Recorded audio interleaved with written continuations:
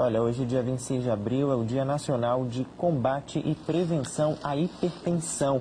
Esse mal atinge mais de 30 milhões de brasileiros. A gente traz esse assunto aqui para o estúdio, conosco o doutor Bernardo Medeiros, cardiologista. Seja bem-vindo ao 2.1 Notícias, doutor. Bom dia, muito obrigado pelo convite. Bom dia. Primeiro a gente precisa entender o que é a hipertensão, né?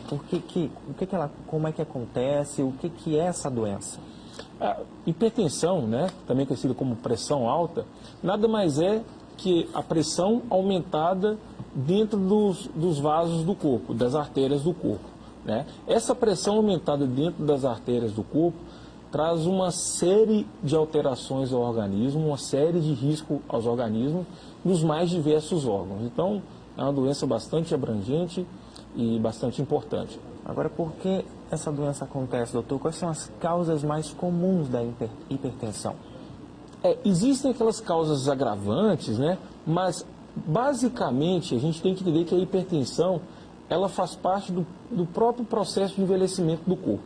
Tá? Então, o indivíduo vai envelhecendo, assim como o cabelo vai ficando mais velho, a pele vai ficando mais velha, as artérias do corpo vão ficando mais rígidas, elas vão perdendo a propriedade de se dilatar. Como elas vão ficando mais rígidas, mais duras, né, vamos dizer assim, a pressão no interior delas aumenta.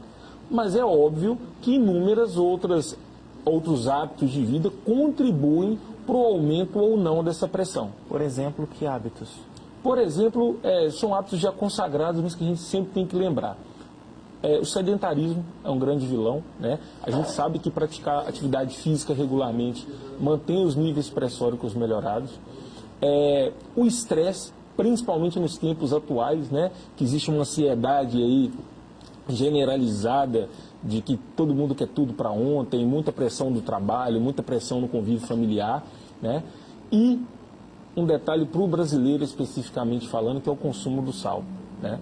O brasileiro, ele consome 2, 3 vezes mais sal do que é preconizado pela Organização Mundial da Saúde. Tem gente que acha que só de retirar o sal da alimentação, isso já evitaria a pressão alta, a hipertensão. Isso é uma realidade? De certa forma, sim. O indivíduo que não é hipertenso, se ele consome muito sal, ele tem probabilidade de ficar hipertenso.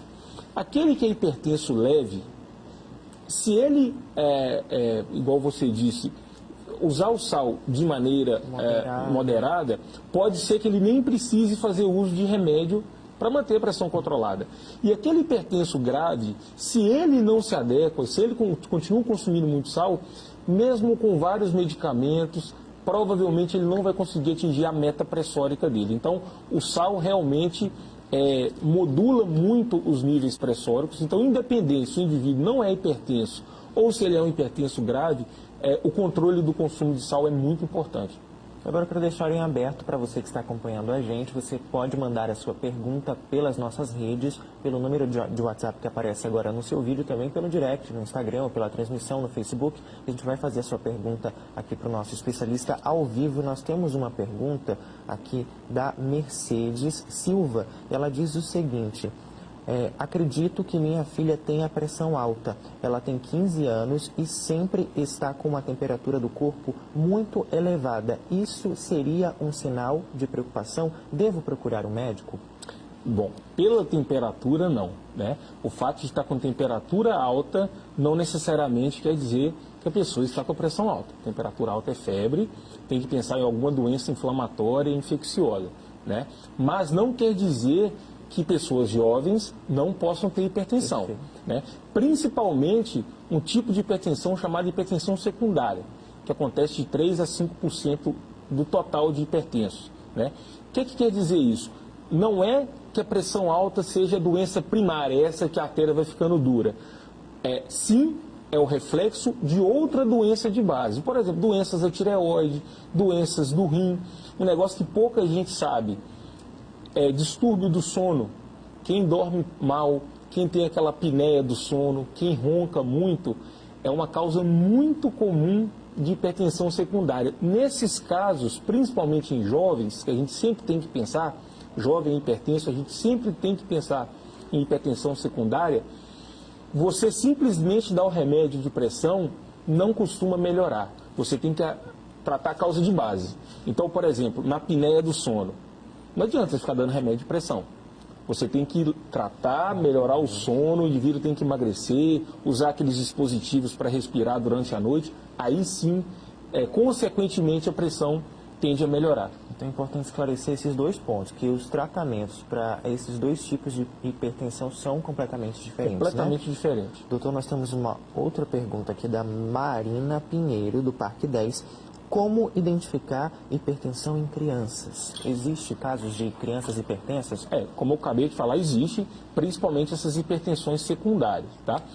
Mas aí eu vou dizer, não é nem só para criança, para adolescente, para adulto, para idoso. A melhor forma de diagnosticar hipertensão é aferir a pressão, corriqueiramente. Pode ser com aquele aparelhinho dentro de casa, pode ser na farmacinha perto de casa, pode ser na unidade básica de saúde, tá? É preconizado que todo mundo afira a pressão pelo menos uma vez ao ano, para observar realmente se a pressão está no limite bom. Acima de 14/9, a gente considera como hipertenso. Abaixo de 14/9, a gente considera como uma pressão normal. E é importante salientar que o fato da pessoa não sentir nada não quer dizer que ela não seja hipertensa. E, na verdade, aí mora o grande perigo da hipertensão, que ela é uma doença silenciosa. O indivíduo fica anos, décadas, com pressão acima do normal, sem sentir absolutamente nada. E, de repente, isso pode causar algum problema do coração, AVC também? De repente, não. Causa. Né? As doenças cardiovasculares, cardio e vascular, ou seja, qualquer doença que cometa o coração ou os grandes vasos do corpo, por exemplo, derrame cerebral, o AVC, doenças do rim, são as principais causas de morte no mundo. Em alguns dados, as doenças cardiovasculares matam 5 vezes mais do que todos os cânceres juntos. E a hipertensão é o principal fator de risco para todas essas doenças. Infarto, insuficiência cardíaca, derrame. Então, a gente pode dizer, inclusive, sem sensacionalismo, que a hipertensão é a doença que mais mata no mundo. Então, a grande dica aí é você ficar acompanhando a pressão arterial, sempre aferindo, para evitar qualquer intercorrência. Perfeitamente. A hipertensão é um mito ou é verdade que a hipertensão é mais comum em mulheres? Em parte. Na verdade, até os 50 anos de idade, aproximadamente, a hipertensão é mais comum em homem.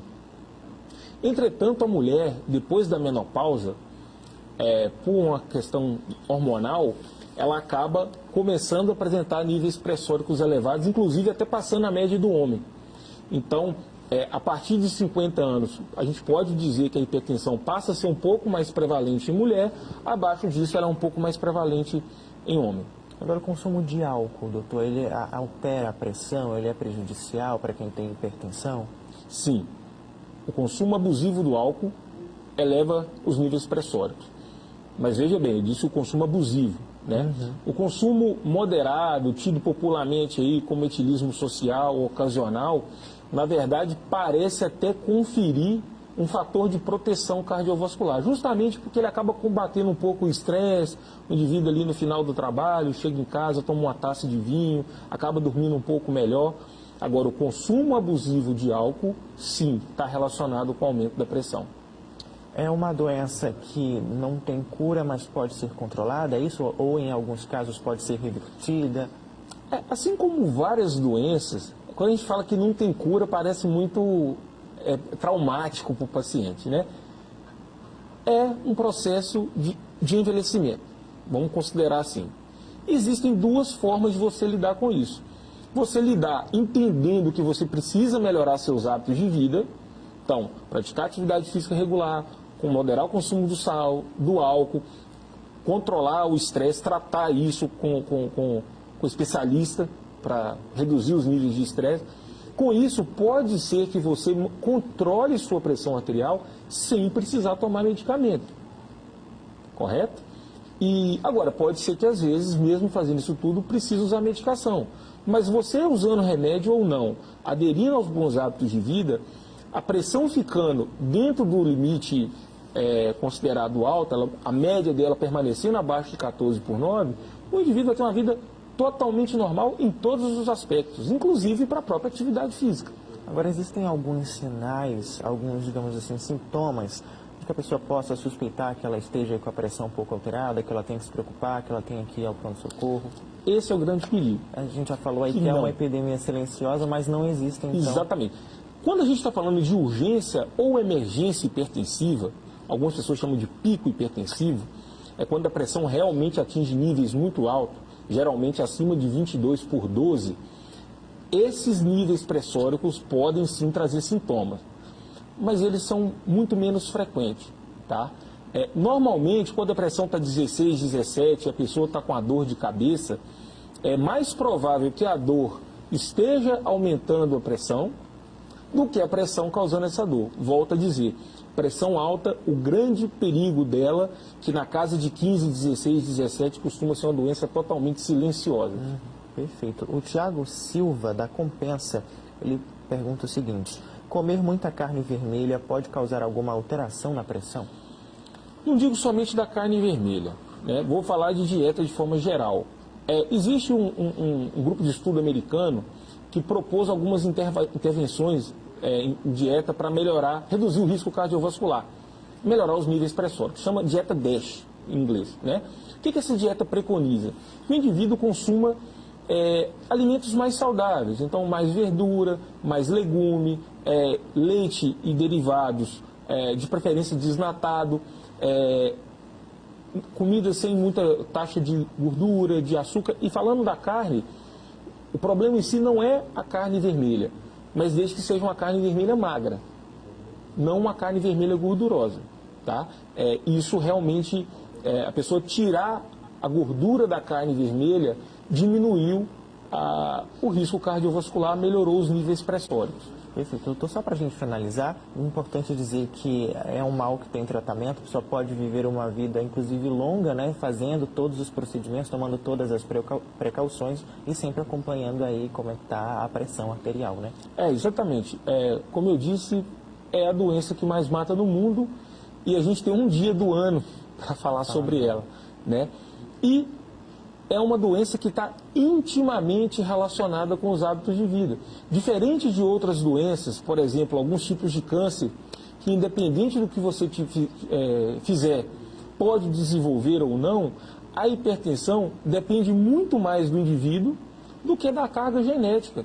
Então a gente tem que conscientizar, falar muito sobre isso, porque somente aderindo a esses bons hábitos de vida é que nós vamos conseguir reduzir a incidência de hipertensão e, consequentemente, os efeitos dela.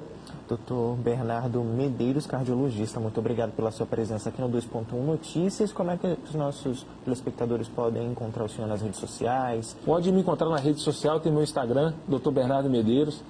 Sempre tem muito conteúdo da cardiologia e eu fico muito feliz de poder estar falando sobre esse tema aqui, porque eu acredito que é só a gente falando, é que a gente vai conseguir bons resultados e salvar muitas vidas, obviamente. Perfeito, muito obrigado pela sua presença mais uma vez. As portas estão abertas para o seu retorno. Eu que agradeço. Bom dia. Bom dia.